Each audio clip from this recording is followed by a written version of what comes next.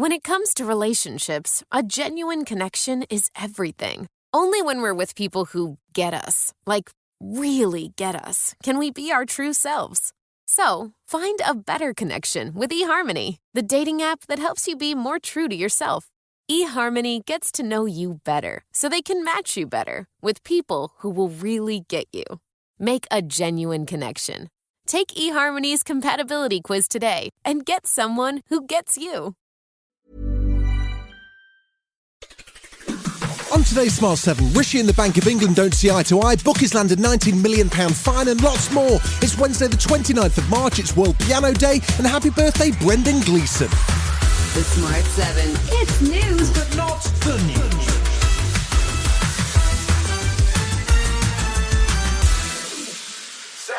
Two quite different views of the current economic and banking situation emerged on Tuesday. Prime Minister Rishi Sunak appeared at a liaison committee of senior MPs for a grilling on his economic priorities. It follows the collapse of both Credit Suisse and Silicon Valley Bank, with the group's UK arm subsequently sold to HSBC in a rescue deal.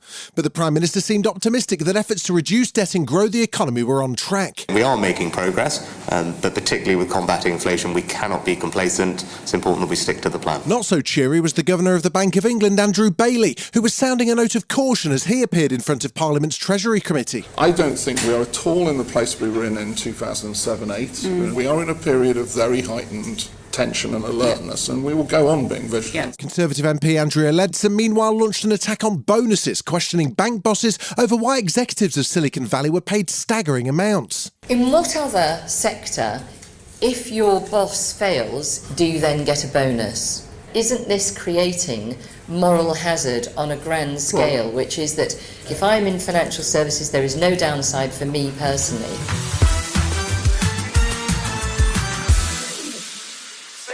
Afghan refugees who were housed in UK hotels after fleeing the Taliban will be given at least 3 months' notice to leave their accommodation from the end of April. The Veterans Minister Johnny Mercer says the government will help them get into settled accommodation. Roughly 8,000 Afghans remain in hotels, and around half have been living in one for over a year, which, according to the minister, may well be preventing them from integrating into society and committing to getting jobs. Bridging hotels are not, and were never designed to be, a permanent solution. My colleagues have indicated that this is an unacceptable and unsustainable situation. The government shares that view. I personally share that view, and it needs to change. Johnny also says local councils will get £35 million to help out. Shadow Defence Secretary John Healey accused the government of giving them the cold shoulder. He's serving eviction notices on 8,000 Afghans, half of whom are children, with no guarantee they'll be offered a suitable, settled place to live.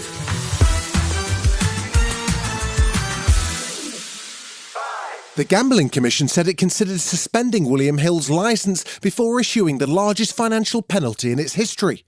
The bookmaker's been fined £19.2 million over social responsibility and anti-money laundering breaches. One customer managed to open a new account and spend £23,000 in just 20 minutes.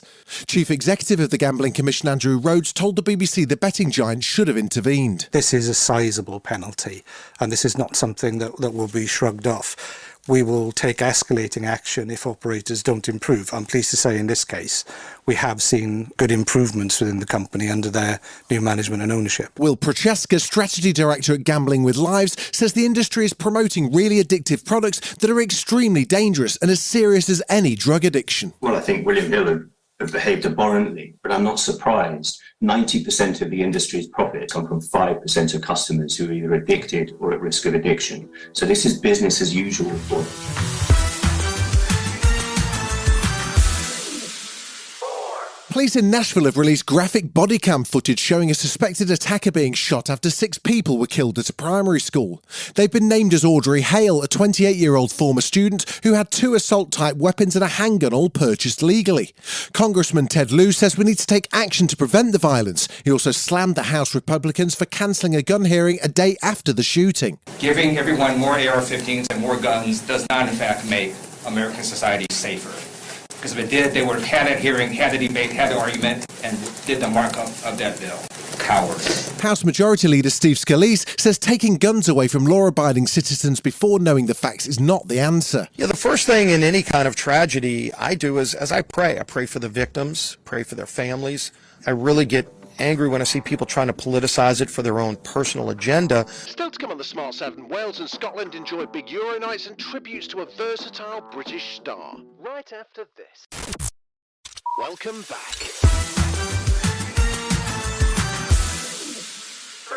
Gareth Bale said farewell to Wales supporters ahead of their Euro 2024 qualifier with Latvia in Cardiff, and his presence brought some luck for the Welsh team, who won 1-0, putting them top of their group with 4 points. Scotland were also playing on Tuesday night, hosting Spain, and they had a stormer, winning 2-0 and sitting pretty at the top of their group with the maximum 6 points, much to the delight of the home fans. Man United's Scott McTominay was the hero of the night, scoring twice in a convincing win that makes 4 goals for him in 2 games. He says manager Steve Clarke told the team to enjoy the chance to make history. He was saying this is a chance to create your own legacy as a Scotland player, and these are the nights in 20, 30 years that people remember, and obviously they watch back the games and say I was there, or I had little children who came and watched the game, and that's what the game's about. That's what all these people are about. They're so amazing every time that we come to Hampden, and we can't thank them enough.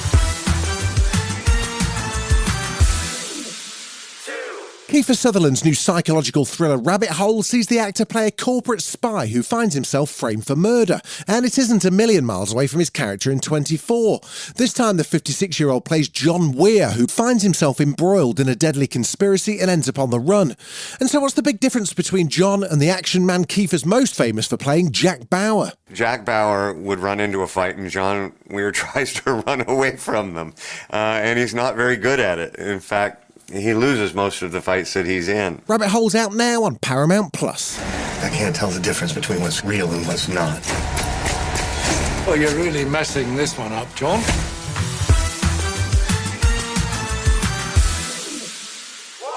Entertainer, broadcaster and comedian Paul O'Grady has died aged 67.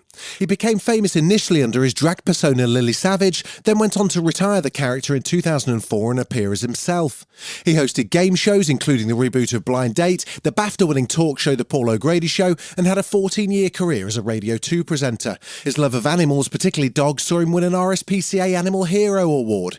He passed away unexpectedly but peacefully, in the words of his husband Andre Potasio, who invited fans to celebrate his life. Here he is as Lily Savage, joking about life before drag. Rest in peace, Paul. I mean, we've all done odd jobs. Julian Clary started out as a professional wrestler, you know. He did. His stage name was Mick McManus. Honest to God, it was Julian. So one terrible night, he got a punch in the ring. He was never the same again. Never the same again. You've been listening to The Smart 7. We'll be back tomorrow at 7 a.m. Hit that follow button and have a great day. Give us 7 minutes, we'll give you the world.